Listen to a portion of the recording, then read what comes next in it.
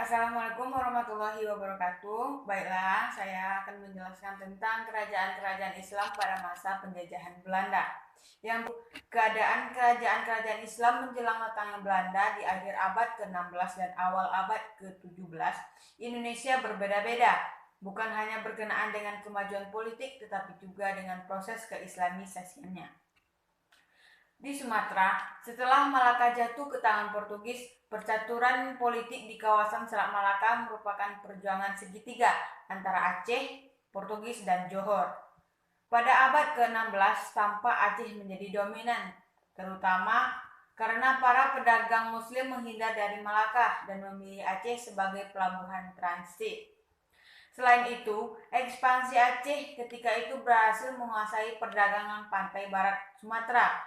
Ketika itu Aceh memang sedang berada dalam masa kejayaannya di bawah pimpinan Sultan Iskandar Muda. Dan ketika Sultan Iskandar Muda telah wafat, kemudian digantikan oleh Sultan Iskandar Tansani, Sultan ini masih mampu mempertahankan kebesaran Aceh. Setelah ia meninggal dunia, Aceh secara berturut-turut dipimpin oleh 3 orang wanita selama 59 tahun. Ketika itulah Aceh mulai mengalami kemunduran. Sedangkan di Jawa, pusat kerajaan Islam sudah pindah dari pesisir ke dalam, yaitu dari Demak ke Pajang, kemudian ke Mataram. Berpindahnya pusat pemerintahan itu membawa pengaruh besar dan sangat menentukan perkembangan Islam di Jawa. Sementara itu di Banten, di pantai Jawa Barat muncul sebagai simpul penting antara lain karena perdagangan, adanya dan tempat penampungan pelarian dari pesisir Jawa Tengah dan Jawa Timur, merosotnya peran pelabuhan-pelabuhan Jawa Timur akibat politik Mataram, dan munculnya Makassar sebagai pusat perdagangan membuat jaringan perdagangan dan rute pelayaran dagang di Indonesia bergeser. Sedangkan di Sulawesi, pada akhir abad ke-16, pelabuhan Makassar berkembang dengan sangat pesat, akan tetapi ada faktor-faktor historis lainnya yang mempercepat perkembangan. Dan selanjutnya yaitu latar belakang kedatangan Belanda, VOC Hindia Belanda. Tujuan Belanda datang ke Indonesia untuk mengembangkan usaha perdagangan, yaitu mendapatkan rempah-rempah yang mahal harganya di Eropa. Dan perseruan Amsterdam mengirim beberapa armada kapal dagangnya ke Indonesia dan diikuti banyak perseroan lain yang juga ingin berdagang dan berlayar ke Indonesia. Kemudian perseroan-perseroan itu bergabung dan disahkan oleh Staten General Republik dengan satu piagam yang diberi hak khusus untuk berdagang, berlayar, dan memegang perusahaan di kawasan Kepulauan Nusantara. Perseroan itu bernama VOC. Dalam usaha mengembangkan usaha perdagangannya, VOC nampak ingin melakukan monopoli. Karena itu, aktivitas ingin menguasai perdagangan Indonesia menimbulkan perlawanan pedagang-pedagang pribumi karena merasa terancam. Pada tahun 1798, VOC dibubarkan karena sebelumnya pada tahun 1795 izin operasinya dicabut. Dibubarkannya VOC disebabkan beberapa faktor. Dengan bubarnya VOC pada pergantian abad ke-18, secara resmi Indonesia berpindah tangan pemerintah Belanda karena pemerintahan Belanda memanfaatkan daerah jajahan untuk memberi keuntungan sebanyak-banyaknya kepada negeri induk guna menanggulangi masalah ekonomi Belanda yang sedang mengalami kebangkrutan akibat perang. Pada tahun 1830,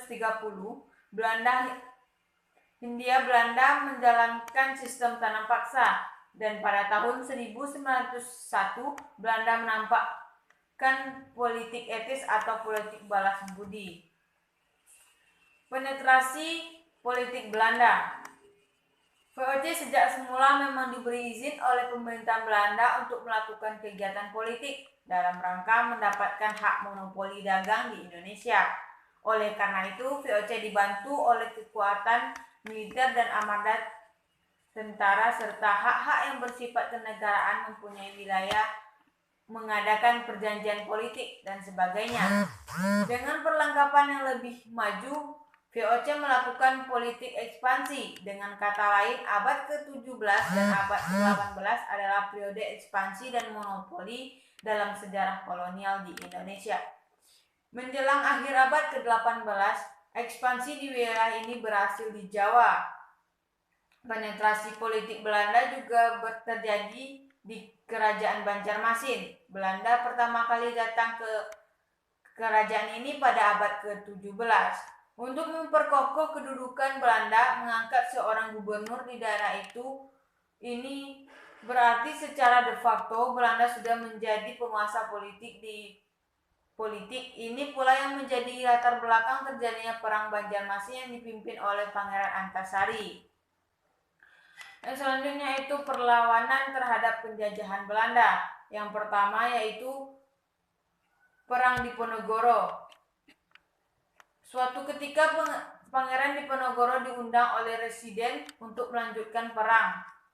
Diponegoro adalah perang terbesar yang terjadi pemerintahan kolonial Belanda di Jawa. Pemicu terjadinya perang ini adalah rencana pemerintah Hindia Belanda untuk membuat jalan yang menerobos tanah milik Pangeran Diponegoro dan harus membongkar makam keramat. Patok-patok yang ditanam oleh pemerintah dicabut oleh pihak Diponegoro.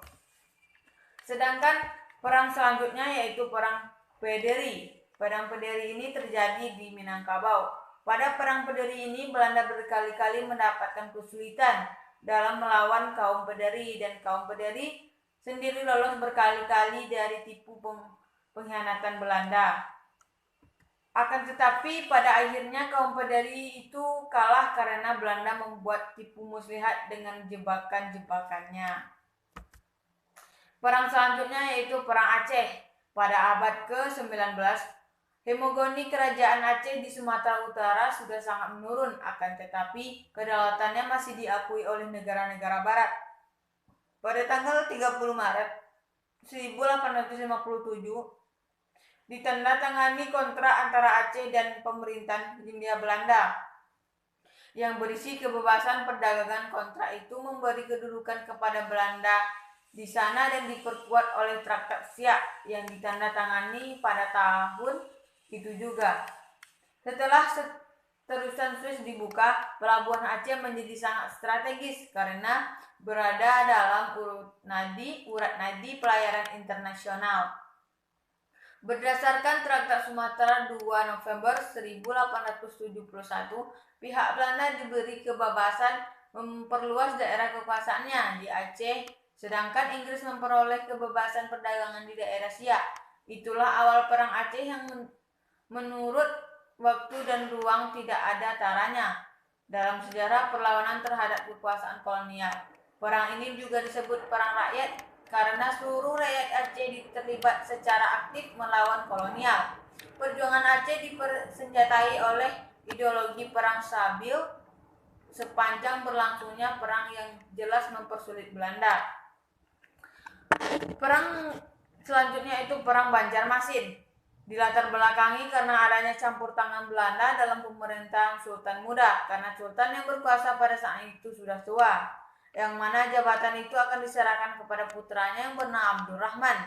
Akan tetapi ia tidak berusia panjang, dan sebagai penggantinya Sultan menunjuk cucunya yang bernama Hidayat. Akan tetapi Belanda kurang setuju dengan pemilihan Sultan, yang mana Belanda lebih berpihak pada Pangeran Tamjid. Dari terpilihnya Pangeran Tamjid ini, rakyat kurang setuju. Timbulnya kericuhan di berbagai wilayah Banjarmasin. Politik Islam Hindia Belanda. Indonesia merupakan negeri penduduk mayoritas Muslim. Agama Islam secara terus-menerus menyadarkan pemeluknya bahwa mereka harus membebaskan diri dari cengkeraman pemerintahan kafir. Perlawanan ini raja-raja Islam terhadap pemerintahan kolonial bagai tak pernah henti, padam di suatu tempat, muncul di tempat lain. Belanda menyadari bahwa perlawanan ini diinspirasi oleh ajaran Islam. Oleh karena itu, agama Islam dipelajari secara ilmiah di negeri Belanda. Seiring dengan itu, Belanda juga diserahkan ideologi, ilmu untuk mengenal lebih jauh seluk-beluk penduduk Indonesia. Semua itu dimaksudkan untuk mengukuhkan kekuasaan Belanda di Indonesia. Hasil dari pengkajian itu lahirlah apa yang dikenal dengan politik Islam. Tokoh utama dan peletak dasarnya adalah Profesor Son Hurgens. Dia berada di Indonesia antara tahun 1889 dan 1906. Berdasarkan analisisnya, Islam dapat dibagi menjadi dua bagian, yang satu Islam religius dan yang satu Islam politik. Terhadap masalah agama, pemerintah Belanda disarankan agar bersikap toleran, yang dijabarkan di dalam sikap netral terhadap kehidupan agama dalam rangka mendukung pengaruh Islam. Pemerintah Belanda mendirikan lembaga pendidikan bagi bangsa Indonesia, terutama untuk kalangan bangsawan. Mereka harus ditarik ke arah westernisasi. Analisis tersebut tentang politik pribumi dan tolerannya tentang pemisahan unsur agama dari unsur politik, dan sejalan dengan perkembangan situasi terutama tahun 20 tahun terakhir berkuasa Belanda di Indonesia. Oleh karena itu, peranan politik kantor for Islandszaken semakin menghilang pada tahun-tahun terakhir, meskipun wewenangnya mengawasi gerakan politik lebih dipertegas sejak tahun 1931. Kantor ini memang harus menjalankan kelangsungan pemerintahan Hindia Belanda.